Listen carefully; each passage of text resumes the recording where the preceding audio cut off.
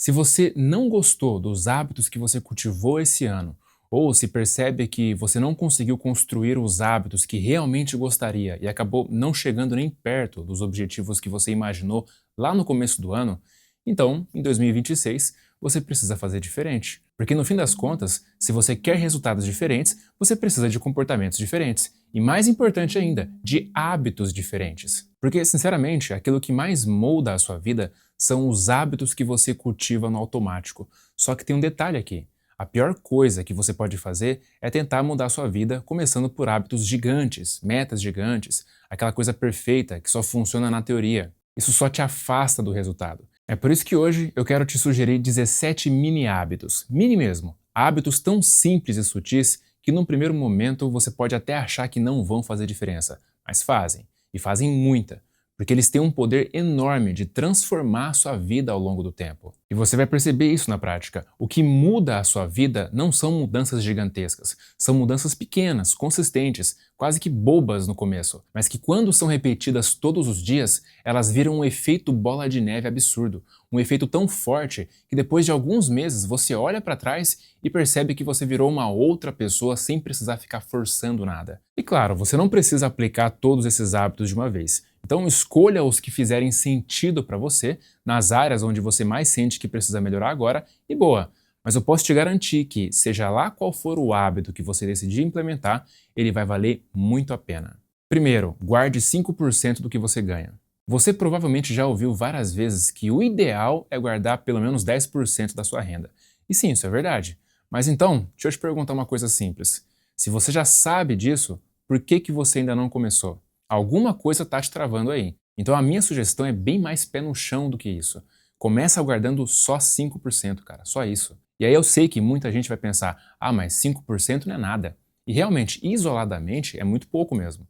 Mas ainda assim é infinitamente melhor do que não guardar nada. Porque aqui o jogo não é o valor, é o hábito. A gente não está falando de uma atitude heróica que vai mudar a sua vida da noite para o dia. Nós estamos falando de uma ação pequena, quase que imperceptível, mas que aos poucos vai se tornando automática. E quando o ato de poupar virar um hábito, a sua relação com o dinheiro vai mudar completamente. Porque a partir daí, você pode até passar por fases com menos dinheiro, isso acontece, mas dificilmente você vai se encontrar sem um tostão guardado. Segundo, recuse algo uma vez por semana.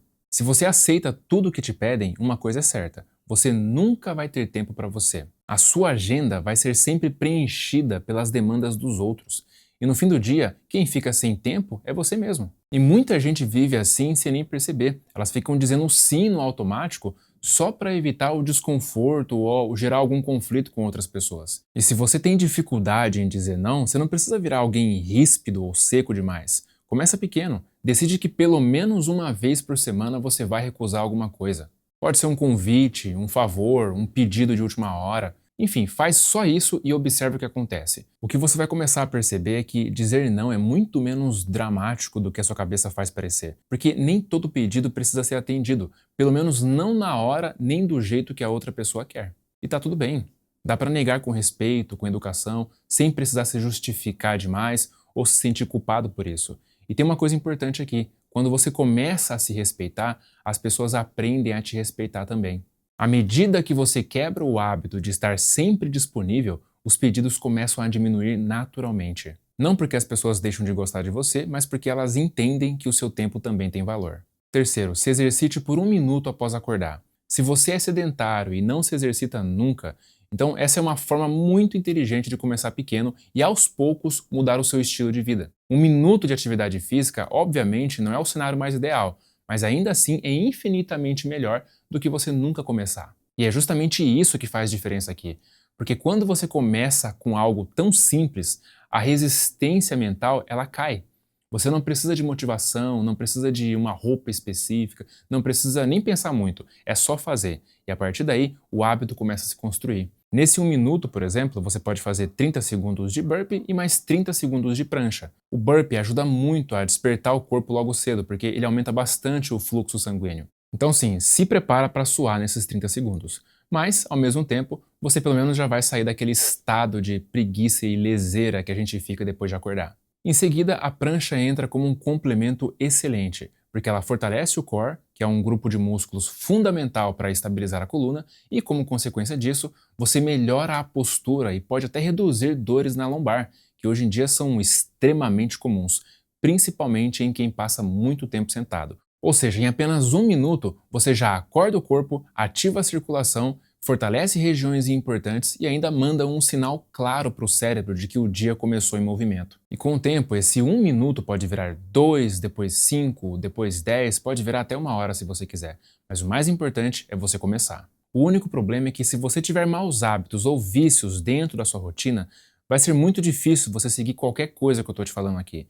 Porque essas coisas elas minam sua energia, sua motivação e a sua autoestima. Elas são como um vírus, que uma vez que se instala, ele começa a sabotar suas escolhas do dia a dia, te fazendo adiar coisas importantes, escolher o caminho mais fácil e repetir o mesmo padrão destrutivo de sempre, mesmo você sabendo que isso está te afastando da vida que você deseja. Então, se for o seu caso, eu te aconselho a assistir a minha aula gratuita, onde eu revelo o fator número 1 que está te impedindo de mudar os seus hábitos e como usá-lo ao seu favor.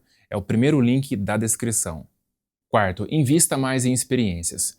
Se você parar para comparar a quantidade de dinheiro que você gasta comprando coisas com a quantidade que você investe em experiências, é bem provável que o seu gasto com coisas ganhe de lavada. E a ideia aqui não é nem querer inverter essas proporções, mas sim diminuir um pouco essa diferença.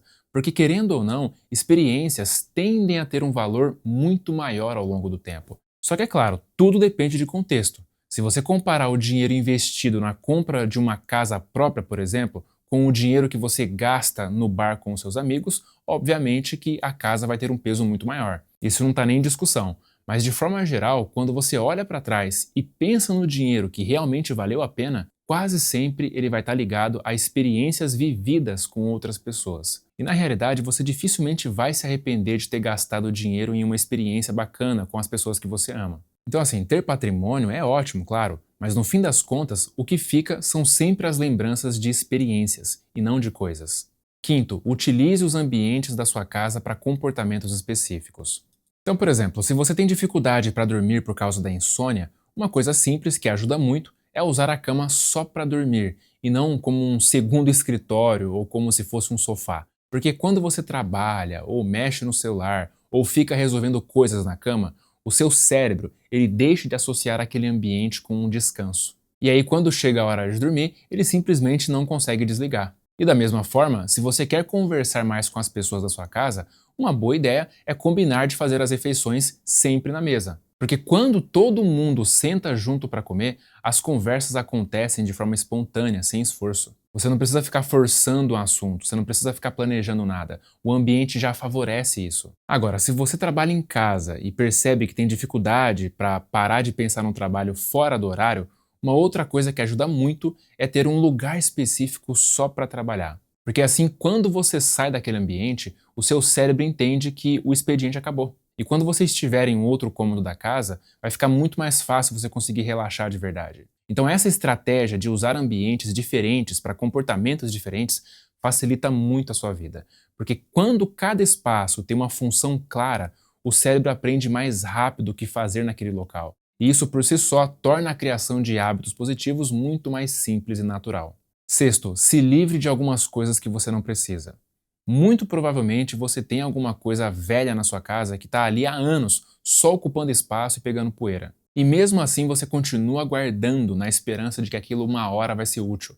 Só que, sendo bem honesto, na maioria das vezes, essa hora nunca vai chegar. Porque você precisa aceitar que você não usa mais aquilo não vai te fazer mais falta. E mais cedo ou mais tarde, aquilo vai ser doado ou jogado fora do mesmo jeito. Então, em vez de ficar empurrando isso com a barriga por anos, faz isso logo. Separe essas coisas e libere espaço na sua casa. Porque isso vai ser muito mais libertador do que parece. Porque a bagunça, ela não ocupa só espaço físico, ela ocupa espaço mental também. Cada coisa inútil que você mantém ali é como se fosse um pequeno ruído constante no fundo da sua mente. Então, quando você se desfaz daquilo que não te serve mais, você sente isso na hora. A casa fica mais leve, o ambiente respira melhor e, consequentemente, a sua cabeça funciona melhor também. Sétimo, escreva 3 coisas pelas quais você é grato. Existem estudos mostrando que só o ato de você manter um diário de gratidão já é uma das formas mais eficazes de reduzir a ansiedade e aumentar a sensação de bem-estar e paz. E o motivo é muito simples. Quando você para e escreve pelo menos 3 coisas pelas quais você é grato, você não tem opção. Você é obrigado a direcionar a sua atenção para aquilo que está dando certo na sua vida. E isso muda completamente o foco da sua mente. Em vez dela ficar girando em problemas, preocupações ou pensamentos negativos automáticos, você força o cérebro a reconhecer valor, segurança e sentido nas pequenas coisas que normalmente passariam despercebidas. E essa mudança de foco por si só já altera o seu estado emocional. Além disso, quando você escreve, o impacto é muito maior do que só pensar. Porque o ato de escrever cria mais presença, mais envolvimento e faz com que o cérebro registre aquilo de uma forma mais profunda. É como se você estivesse dizendo para sua mente assim, ó, isso aqui importa, grava isso daqui. E aí, com o tempo, esse treino diário começa a enfraquecer aquele padrão de ruminação e de ficar repetindo pensamentos sem controle. É uma prática simples que não leva nem 5 minutos, mas que tem um efeito muito poderoso, principalmente à noite, porque é justamente antes de dormir que a mente costuma acelerar, a revisar o dia e a ficar puxando preocupações e criando ansiedade. Mas quando você fecha o dia com gratidão, você quebra esse ciclo e prepara o cérebro para entrar num estado mais calmo. Oitavo, se levante pelo menos a cada 1 hora. Talvez o seu trabalho e rotina já garanta que você faça isso sem nem perceber. E que bom! Mas para muitas pessoas que trabalham sentadas, esse é um hábito simples de fazer, mas difícil de se lembrar. Só que vale muito a pena. Isso porque, segundo alguns especialistas, ficar muito tempo sentado sem fazer pausas para levantar ou para andar pode trazer tantos problemas quanto fumar. Tanto é que eles dizem que sentar é o novo fumar. Nono, exercite o contato visual nas suas conversas. Esse é um hábito muito sutil, mas extremamente poderoso para suas relações. E o motivo é simples. Quando você faz isso enquanto ouve, você transmite uma sensação de empatia, de conexão e até de respeito. Porque além de você demonstrar que você está prestando atenção, também demonstra que você está interessado no que a pessoa tem a dizer. E quando você fala olhando nos olhos da pessoa, você transmite confiança e firmeza no que está dizendo. Porque, por alguma razão, a gente tende a acreditar que só tem coragem de olhar nos olhos aquele que está falando a verdade. Então, já que é assim, você precisa usar isso ao seu favor. Décimo, desative as notificações do seu celular. Hoje em dia, não é nada incomum uma pessoa receber mais de 100 notificações por dia no celular. E o problema é que o barulho produzido por essas notificações nos gera um gatilho irresistível de ir ver o que é na hora, porque chega a ser agonizante receber notificações e não poder ver o que é. Só que o problema é que quando você finalmente pega o celular para ver, na maioria das vezes não era nada relevante, era só mais uma distração qualquer. E é aí que entra o verdadeiro problema. Porque cada vez que você interrompe uma tarefa para checar uma notificação, mesmo que seja por poucos segundos, o seu cérebro ele sai completamente do estado de foco que ele estava. E estudos mostram que pode levar de 20 até 25 minutos para você recuperar o mesmo nível de concentração que você estava antes. Então a minha recomendação é desative todas as notificações, ou no mínimo use o modo não perturbe do celular e adicione lá os contatos mais importantes na sua lista de sessões.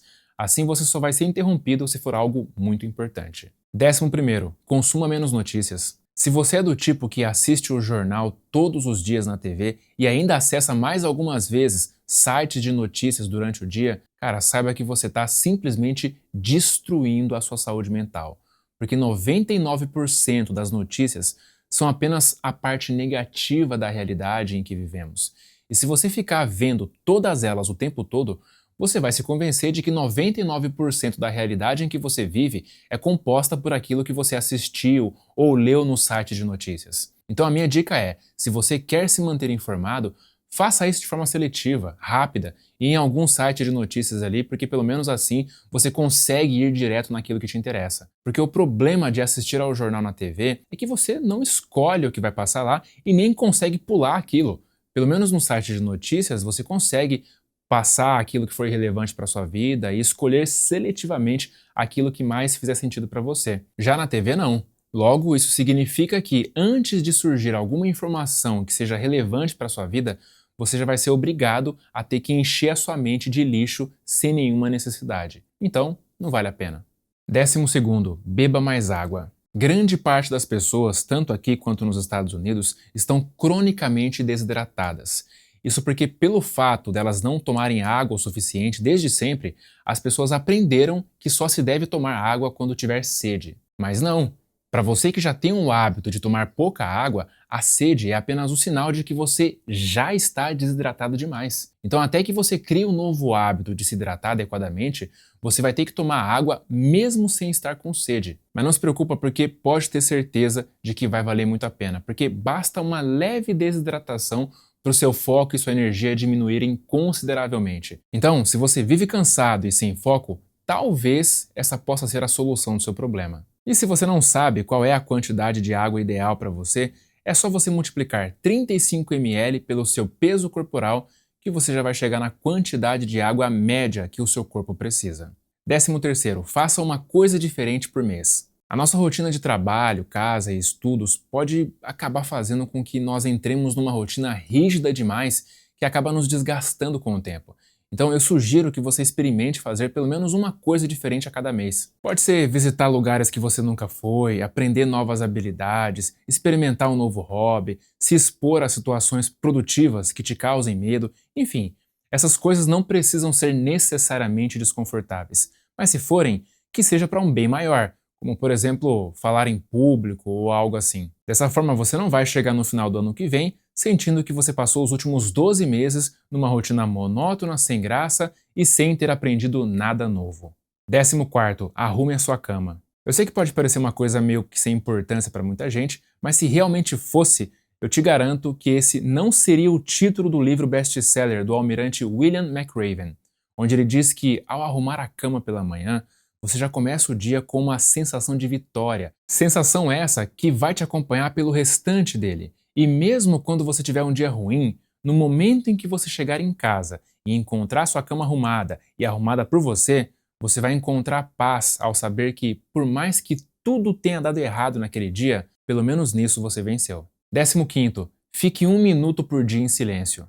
Se você não pratica meditação ou ainda não tem o hábito de passar algum tempo em silêncio e sem fazer absolutamente nada, isso vai ser um ótimo começo. E assim, se você não tem 1 minuto por dia para fazer isso, desculpa, mas você não tem vida. O ideal seria pelo menos uns 10 minutos. Mas, para que você não se dê desculpas para não fazer, comece com apenas 1 minutinho mesmo. E é aquele negócio, durante esse tempo você não precisa tentar parar de pensar. Você só precisa prestar atenção nos seus pensamentos sem tentar julgá-los. Porque dessa forma, você vai começar a aprender que você não é os seus pensamentos, mas sim algo que está acima deles. E isso por si só vai te trazer uma autoconsciência e um estado de presença que pode te poupar de muitas crises de ansiedade. Pode apostar. 16º, se pergunte algumas vezes ao dia, eu estou desperdiçando meu tempo agora? A maioria dos nossos comportamentos são automáticos. Não só os nossos comportamentos, como também os nossos pensamentos. E o pior é que grande parte deles são os mesmos comportamentos e pensamentos dos dias anteriores. Então, se fazer essa pergunta em alguns momentos estratégicos durante o dia, vai te ajudar a sair do piloto automático e perceber se você está jogando o seu tempo fora ou se está fazendo alguma coisa produtiva com ele, mesmo que seja, sei lá, só descansar, porque descansar também é produtivo. E para isso não passar batido, eu te recomendo você configurar aí pelo menos uns 3 alarmes durante o seu dia para justamente te lembrar de fazer isso, porque se você for depender só da sua memória, você não vai lembrar. 17º, use a regra dos 2 minutos. A regra é simples. Se você identificar uma tarefa que leva menos de 2 minutos para ser feita, faça na hora, sem pensar demais. Porque isso evita 2 coisas. Primeiro, você não perde tempo colocando essa tarefa numa lista e nem fica gastando energia decidindo quando vai fazê-la. Segundo, você evita que algo simples se torne um problema gigante lá na frente que vai te tomar muito mais do que 2 minutos para resolver. Então, por exemplo, se você está prestes a sair para o trabalho e você percebe que tem um boleto vencendo hoje, se você entra no aplicativo do banco e já paga na hora, você resolveu o problema em menos de 2 minutos. Agora, se você deixa para depois, as chances de você esquecer são enormes. E aí vem o estresse, a correria para pedir a segunda via, a perda de tempo, sem contar a multa por atraso. Bom, então fica aí essa lista de mini hábitos para você implementar em 2026. Tenho certeza que se você implementar pelo menos um ou mais desses hábitos, alguma coisa vai mudar. Eu não sei o que, mas alguma coisa vai mudar. E se você realmente estiver disposto, comenta aí, eu vou fazer. Assim eu vou saber quem realmente está comprometido. Um forte abraço e até a próxima.